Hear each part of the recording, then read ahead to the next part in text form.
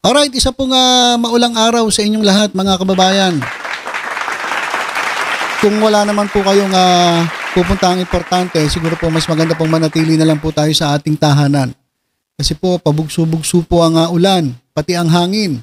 So para po safe tayo, doon na lang po tayo sa ating tahanan at buksan nyo po ang inyong YouTube channel. Buksan nyo po ang YouTube at panoorin nyo po ang mga videos ni Batang Maynila Toits. Para po updated po tayo sa mga nangyayari dito sa ating bansa. Katulad po kanina lang. Ito pong si Yusek Claire Castro ng PCO ay muling bumanat kay Bato de la Rosa. Kasi naman itong si Bato de la Rosa parang hindi senador eh. Sa totoo lang mga kababayan, kung ikukumpara yung mga senators natin ngayon, kumpara dun sa mga panahon nila Miriam Defensor Santiago, wala po talaga. Ganyan po eh. Saka nakita ng senador na ang ginagawa lang sa kanyang trabaho ay puro pansariling kapakanan. Nagpapa-hearing. Para saan? Para sa sarili. Para dun sa kanilang partido. Para dun sa kanyang iniidolo. Anong klase kang senator na ang una mong iniisip, ang una mong ginagawa ay puro self-interest. Sabi ko nga sa inyo, ang layo po ng mga senador natin ngayon kumpara po dati. Saka nakakita ng isang senador na nagpapakalat ng fake news. Pero mo mag-share ka ng video na AI? Anong klase ka? Ikaw dapat senador ka, dapat igagalang kayo. Paano kayo gagalangin? Siyempre, magpapakita kayo ng katauhan na kayo dapat igalang. Paano kayo gagalangin kung di kayo nagpapakita ng halimbawa? Diba? Nangunang-una pa kayo magpakalat ng fake news. At imbis na tumulong kayo sa gobyerno, puro kayong paninira. Anak ng teteng kayo. So sa totoo lang mga kababayan, napakababa na po ng tingin ng ilang mga kababayan natin dito po sa Senado. Kaya mas gusto pa nga nilang i-abolish itong Senate eh. I-abolish na lang yan kaysa meron tayong mga senador na imbis na ang unahin ay kapakanan ng taong bayan, ang inuuna ay interes sa sarili. Interes ng kanilang partido. Interes ng ng kanilang mga iniidolo. Kilala nyo na yan kung sino-sino yan. So, eto. Sabi niya, biruin mo senator Senator to mga kababayan. Sabi niya, hindi ako attend ng SONA dahil ayaw ko makipagplastikan.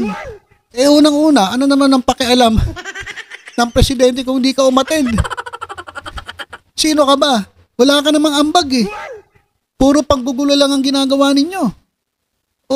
Tapos ang lakas ng loob, hindi ako attend dyan. Kung hindi ka umattend, pakialam namin. Mas magandang wala ka nga dyan eh.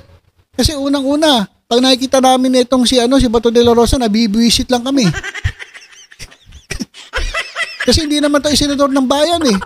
Hindi po yan senador ng mga Pilipino, senador po yan ng mga Duterte. Tama lang na doon ka na, punta ka na lang ng Dahig. Pumunta ka ng The Netherlands, pumunta ka doon at magbantay ka na lang doon. Total, malapit-lapit ka na eh. Susunod ka na rin naman eh. Kaya nga kung ano-ano pinagsasabi mo eh. Dahil alam mo na malapit na rin dumating ang warrant of arrest para sa'yo.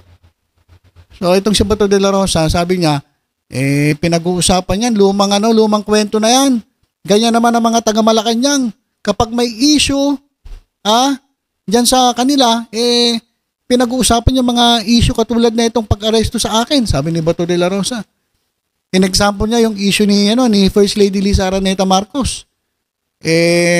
Tingnan ninyo mga kababayan yung issue na hindi naman po kumpirmado at issue po, ang nakumpirma, ito po ay fake news.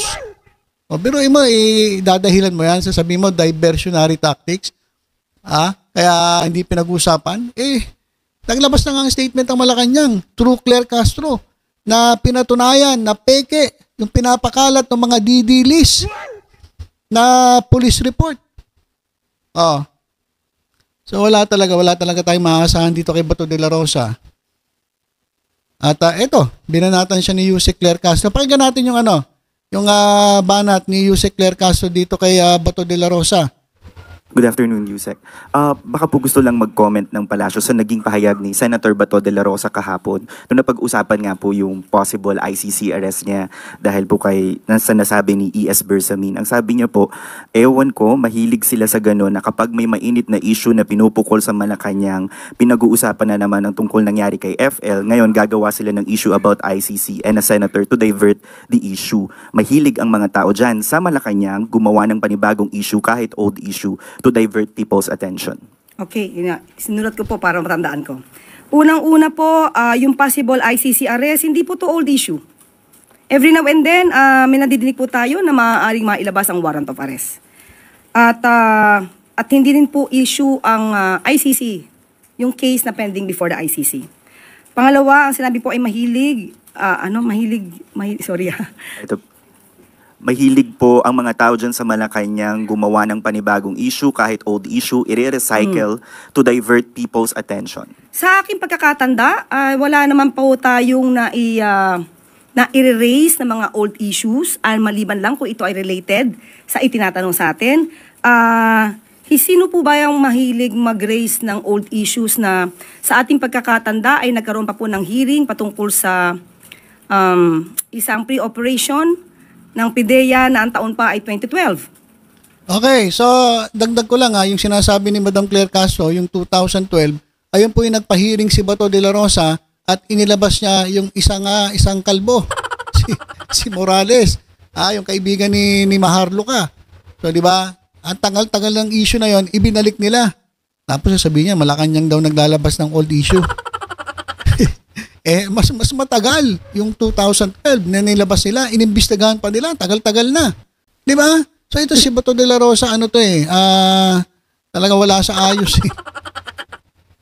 Parang wala naman po akong natatandaan na meron tayong nire-raise na ganung mga klaseng issue. At sinasabi po ay diversionary tactic.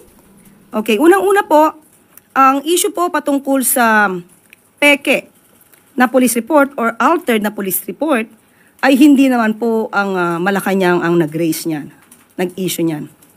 Na kailangan lamang po nating sumagot para maipakita sa taong bayan na may mga fake news peddlers, mga obstructionists, mga propagandists na gumagawa ng kwento na kinakailangan pamameke ng papel para lang sirain ang unang ginang, ang Pangulo at ang administrasyon. Sa makatuwid, kung ito po ay sinabi na po ng Beverly Hills Police Department na altered yung ipinakita at na-post ni Mr. Tiglao na police report, siya po ba ay sumasakay din sa issue ng fake police report? Tandaan po natin, ang content na ito sa nasabing fake police report ay una po natin nadinig, kundi po tayo nagkakamali, ay sa Vice Presidente. Kaya po natin nasabi noon na siya pala ang source ng fake news. At ngayon napatunayan po natin na altered yung police report na ito. Kailangan pa kayang sumakay ni Senator Bato de la Rosa? Siya po ay napaso na noon sa fake video na AI generated pala. So bilang senador, sana po ay maging mapanuri din po siya sa mga issues dahil never gagamitin, hindi gagamitin ng Malacanang ang issue na peke na dokumento. Bakit naman gagamitin tong diversionary tactic kung kaya naman pong sagutin ng Malacanang na ang pinapalabas at pinapakalat na police report ay peke? Alright, so yan po. Supalpal na naman si Bato de la Rosa. Kasi sa totoo lang, alam nyo, Sir Bato de la Rosa, isi-share pa rin kita kasi ikaw ay isang senador na para namang hindi senador kung umasta. Sir, wala ba talaga kaming maririnig sa inyo na maganda? Na ikabubuti naman po ng, at interest po ng taong bayan? Puro na lang po ba kayo Duterte? Puro na lang ba kayo pagtatanggol dito sa, kay Sara Duterte, kay Digong Duterte? Wala na po ba kaming maririnig sa inyo na para naman po sa ikabubuti namin bilang taong bayan? Wala na ba kaming maririnig sa inyo kundi pagkontra sa gobyerno? Kasi sayang po eh. Sa totoo lang, sayang po ang sweldo ninyo. Ang laki-laki ng sweldo ninyo. Pero ang ginagawa ninyo, sariling interes. Wala po kayo magagawang batas na makakatulong naman sa amin, sa mga ordinaryong Pilipino? Puro lang kayo paninira eh. Puro lang kayo kontra kay Presidente Marcos. Alam niyo, sa totoo lang, kayo mga senador na puro politika, nadadamay po kami sa inyo eh. Imbes na makinabang kami sa inyo, sa mga batas sana na i-file ninyo para sa taong bayan, hindi nyo na po nagagawa dahil puro kayo politika. Anak ng teteng naman, baka pwede naman pong unahin nyo naman ang taong bayan. Unahin nyo naman kami. Buisit, puro lang kayo politika eh. Galit ka kay Presidente Marcos. Mahal na mahal mo ang mga Duterte. Ganun na lang ba yan? Ilang taon ka naglingkod? 6 years. Iilan lang ang batas na nakinabang ang taong bayan. Iilan lang. Pero mostly dun sa 6 years na naging senador ka, ano nangyari? Puro pansarili, puro politika. Pati ba naman ngayon, panibago mong 6 na taon? Ano pa rin? Puro ka pa rin Duterte? Puro ka pa rin pansariling kapakanan ang iniisip mo? Anak ng tete. Mas maganda pang ikaw ay madampot at makulong diyan sa ICC. Kaysa naman sayang yung pinapasweldo namin sa inyo. Diba? Sa totoo lang mga kababayan, nakakalungkot talagang ibang-iba na po ang parang yung maging senator ka para sa political survival mo na lang. Kasi ngayon pa lang eh. Ang tagal-tagal pa ng eleksyon. Puro politika na kayo. Hindi ba pwedeng gumawa muna kayo ng batas, lalong-lalo ka na Bato de la Rosa. Unahin mo naman ang taong bayan. Wala eh. Sayang po talaga ang oras ninyo dyan sa Senado. Wala na, bulok na. Buti nga may mga pumasok ngayon ng mga bagong senador na sana ang gawin po ay baguhin itong takbo ng Senado. Kasi nagiging politika na eh. More on politics na kayo dyan sa Senado eh.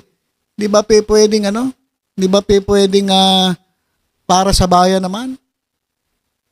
Walang iya. Kaya si Claire Castro, napipilitan kayong banatan eh.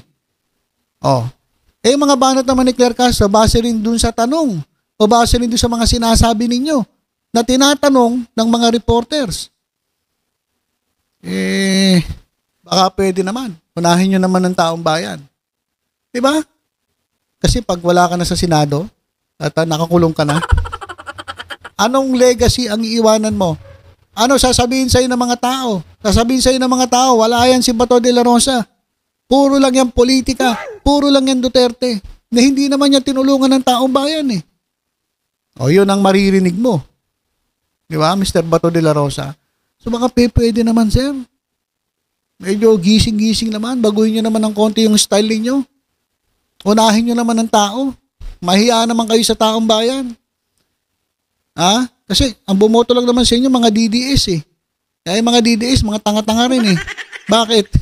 Binoto kayo, wala naman kayo na itutulong sa kanila. Meron kayo natutulong sa mga Duterte. Meron kayo na itutulong sa partido ninyo. Pero sa taong bayan wala. Kasi puro nga politika. Mga DDS, kahit ganyan kayo, palakpakan pa rin ito mga tolonggis na mga DDS, mga didilis. Wala silang pakialam. Mga tanga-tanga nga.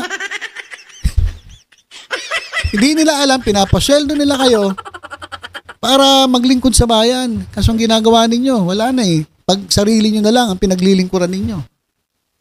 Kaya itong mga didilis, mga bopos nito bakit inilagay ka pa eh? Dapat talaga wala ka dyan eh. Okay, so yan mga kababayan ng banat ni Jose Claire kaso kay Bato de la Rosa.